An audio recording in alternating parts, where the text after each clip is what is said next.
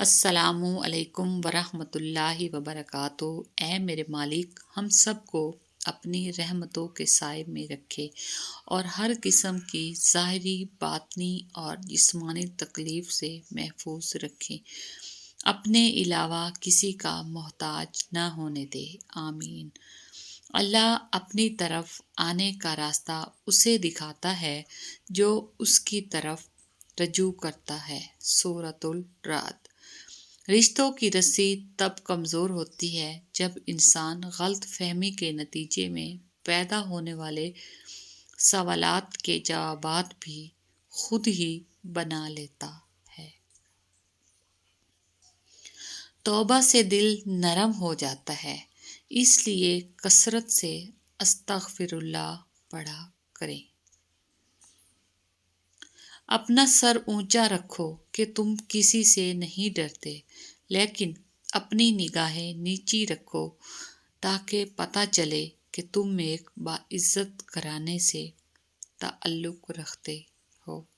Islamic moon quotes my channel. بہترین آنکھ وہ ہے جس سے انسان اپنے اندر جھانک سکے۔ اگر زندگی عارضی ہے تو مشکلات بھی مستقل نہیں، بس تم اپنے رب کے شکر گزار رہو۔ دوسروں کا درد محسوس کریں، اپنے درد میں کمی محسوس ہوگی۔ رائٹ۔ یوں غریب کہہ کر خود کی توہین نہ کر اے بندے، غریب تو وہ لوگ ہیں جن کے پاس ایمان نہیں۔ Islamic moon quotes.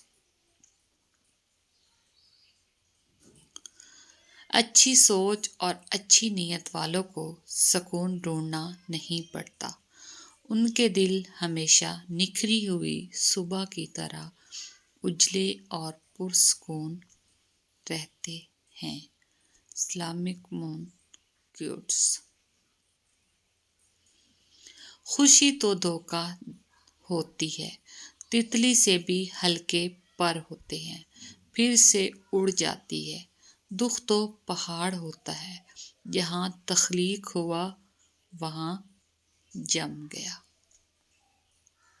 رائٹ۔ ان کہیں کوئی ملتا ہی نہیں ہے جو ہو ملنے جیسا، کیا یہاں کوئی نہیں ہے جو ہو اپنے جیسا۔ لفظوں کی مہک وہی محسوس کر سکتا ہے جن کے دل و دماغ میں پھول ہی پھول بستے ہوں۔ کتاب تقدیر سے کیا شکوہ اے دل ناداں، جب ہر چیز نے مٹ جانا ہے تو خواہش کیسی۔ اچھا انسان تو وہ ہے جو کسی کا دیا ہوا غم تو بھلا دے، مگر کسی کی دی ہوئی محبت کبھی نہ بھلا سکے۔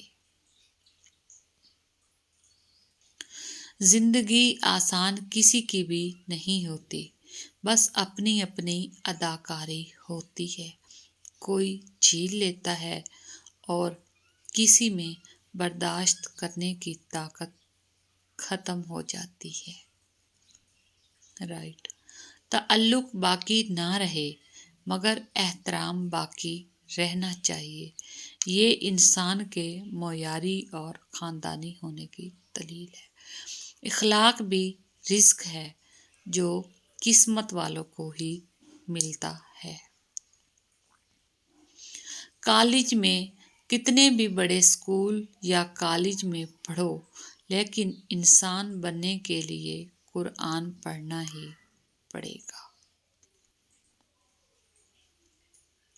Thanks for watching. جزاک اللہ۔ بے شک۔